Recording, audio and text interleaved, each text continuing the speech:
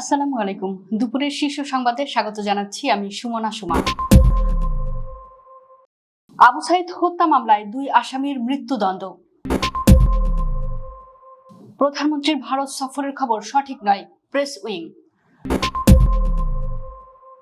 কর্ম হারিয়ে দেশে আসা প্রবাসীদের নতুন কর্মসংস্থানের চেষ্টা করছি, শামা ওবায়েদ। সংসদে শেখ হাসিনা জাতীয় যুব উন্নয়ন ইনস্টিটিউট সংশোধন বিল পাস। ঢাকা সহ 5 বিভাগে কালবৈশাখী ঝড়ের সম্ভাবনা। রামেক হাসপাতালে 24 ঘন্টায় হামের উপসর্গ নিয়ে 4 শিশুর মৃত্যু। সংরক্ষিত আসনের সাবেক এমপি আওয়ামী লীগ নেত্রী সফুরা বেগম রুমি গ্রেপ্তার। মোহাম্মদপুরে 5600 লিটার তেলসহ পিকআপ জব্দ। ক্ষেপণাস্ত্র হামলায় আমিরাতে নিহত শাহ আলমের লাশ দেশে পৌঁছেছে। মালয়েশিয়ায় আরো 79 বাংলাদেশি গ্রেপ্তার। প্রকাশ্যে হুমকি দিলেও চুক্তির জন্য গোপনে পাকিস্তানকে চাপ দিয়েছে যুক্তরাষ্ট্র। 40 দিন পর আল আকসা খুলে দিল ইসরায়েল। যুদ্ধবিরতিতে লেবাননকে অন্তর্ভুক্তিই শান্তির সর্বোত্তম পথ, ম্যাক্রো। শুনছিলেন শিরোনাম, এবার বিস্তারিত। জুলাই আন্দোলনে রংপুরের বেগম রোকেয়া বিশ্ববিদ্যালয় শিক্ষার্থী আবু সাইদ হত্যা মামলার রায় ঘোষণা করেছেন আন্তর্জাতিক অপরাধ ট্রাইব্যুনাল 2। রায়ে আসামি সাবেক এএসআই আমির ও কনস্টেবল সুজনের মৃত্যুদণ্ড দিয়েছে ট্রাইব্যুনাল। বৃহস্পতিবার দুপুর 12:15টার দিকে আন্তর্জাতিক অপরাধ ট্রাইব্যুনাল 2 এর চেয়ারম্যান বিচারপতি নজরুল ইসলাম চৌধুরীর নেতৃত্বাধীন 3 সদস্যের বিচারিক প্যানেলে এ রায় পড়া শুরু হয়। প্যানেলের অপর 2 সদস্য বিচারক মোহাম্মদ মঞ্জুরুল বাসিদ ও বিচারক নূর মোহাম্মদ শাহরিয়ার কবির। রায়ে বেরবি শিক্ষক মশরুর রহমান ও আসাদুজ্জামান মণ্ডলকে 10 বছরের কারাদণ্ড দিয়েছেন ট্রাইব্যুনাল। এছাড়া সাবেক বেরবি ছাত্রলীগ সভাপতি পোমেল বড়ুয়াকে 10 বছর ও আরো 5 নেতাকে 3 বছরের কারাদণ্ড দেওয়া হয়। প্রধানমন্ত্রী তারেক রহমানের ভারত সফর নিয়ে বিভিন্ন সংবাদ মাধ্যমে প্রকাশিত খবরটি সঠিক নয় বলে জানিয়েছে তার প্রেস উইং। বুধবার প্রধানমন্ত্রীর সহকারী প্রেস সচিব কে এম নাজমুল হক এ তথ্য জানিয়েছেন।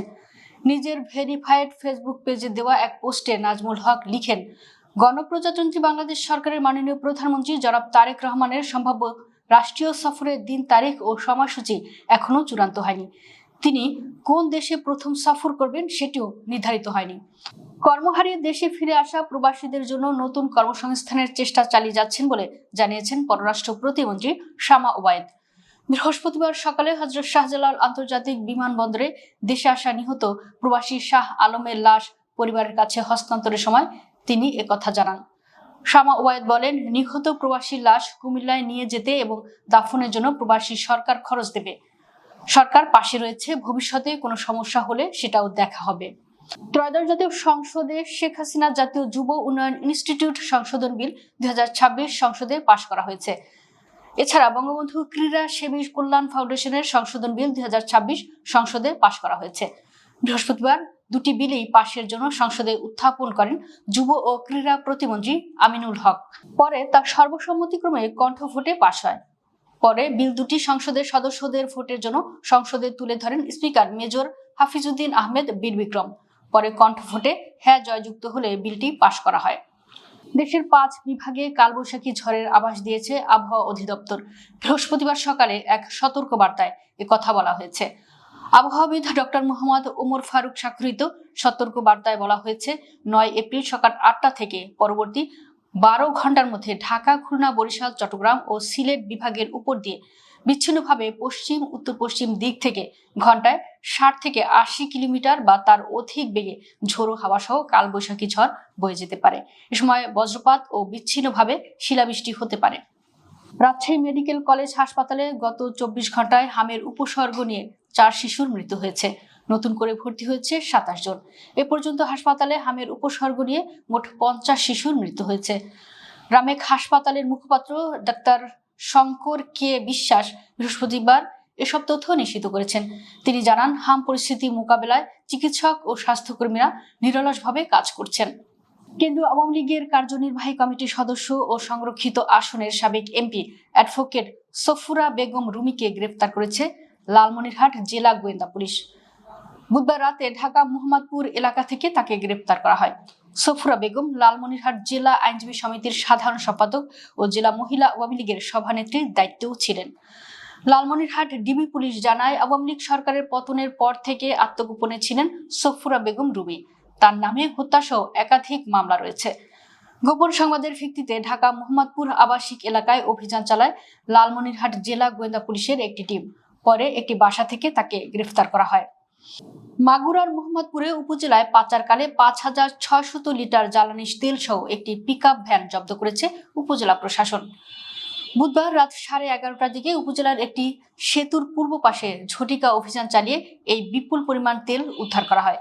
অভিযানে নেতৃত্ব দেন উপজেলা নির্বাহী কর্মকর্তা শাহনুর জামান। এ সময় মোহাম্মদপুর থানার অফিসার ইনচার্জ ওসি আশরাফুজ্জামান সহ পুলিশের একটি দল উপস্থিত ছিল। প্রশাসন জানায়, প্রাথমিক তদন্তে জব্দকৃত তেলের চালানের সঙ্গে স্থানীয় একটি ব্যবসা প্রতিষ্ঠান বাবুল ট্রেডার্সের আরমান নামে এক ব্যক্তির সম্পৃক্ততার তথ্য পাওয়া গেছে। বিষয়টি খতিয়ে দেখা হচ্ছে। সংযুক্ত আরব আমিরাতে ইরান থেকে আসা ক্ষেপণাস্ত্র প্রতিহতের ফলে সৃষ্ট ধ্বংসাবশেষ পড়ে নিহত প্রবাসী শাহ আলমের লাশ দেশে এসেছে। বৃহস্পতিবার সকাল 8:37 এমিরেটস এয়ারলাইন্সের ইক 0582 ফ্লাইট যোগে শাহ আলমের লাশ হযরত শাহজালাল আন্তর্জাতিক বিমানবন্দরে পৌঁছে।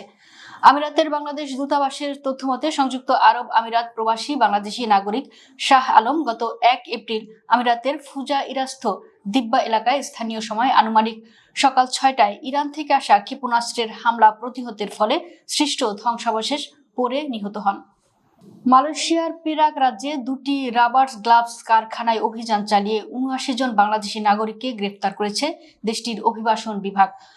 বুধবার রাতে রাজ্যের চেমোর নিকটবর্তী কান্থান ইন্ডাস্ট্রিয়াল এটেস্টে এই অভিযান চালানো হয়। মালয়েশিয়ার রাষ্ট্রীয় সংবাদ সংস্থা বার্নামার প্রতিবেদনে জানানো হয়, বুধবার সন্ধ্যা 7টার দিকে শুরু হওয়া এই অভিযানে অভিবাসন বিভাগের পাশাপাশি জনশক্তি বিভাগ, royal Malaysia police, general operations force এবং ন্যাশনাল রেজিস্ট্রেশন ডিপার্টমেন্টের সদস্যরা অংশ নেন। প্রকাশ্যে কঠোর হুমকি দিলেও গোপনে মার্কিন প্রেসিডেন্ট ডোনাল্ড ট্রাম্প প্রশাসন পাকিস্তানকে ব্যবহার করে ইরানের সঙ্গে একটি যুদ্ধবিরতি চুক্তি করানোর চেষ্টা চালিয়েছে বলে অভিযোগ উঠেছে। বুধবার সংবাদ মাধ্যমটির বরাদ্দে ইয়েনি শাফাক জানিয়েছে, তেলের দাম দ্রুত বেড়ে যাওয়া এবং ইরানের অপ্রত্যাশিত সামরিক প্রতিরোধ ক্ষমতা যুক্তরাষ্ট্রকে কৌশল পরিবর্তনে বাধ্য করে। সংঘাতের ফলে অপরিশোধিত তেলের দাম ব্যারেল প্রতি $100 উপরে উঠে যাওয়ায় বৈশ্বিক অর্থনীতি ও মার্কিন অভ্যন্তরীণ রাজনীতিতে চাপ তৈরি হচ্ছিল। এই পরিস্থিতিতে ওয়াশিংটনের লক্ষ্য ছিল কৌশলগত গুরুত্বপূর্ণ হরমুজ প্রণালী পুনরায় চালু করা, যার মাধ্যমে বিশ্বের প্রায় 1/5 তেল পরিবাহিত হয়।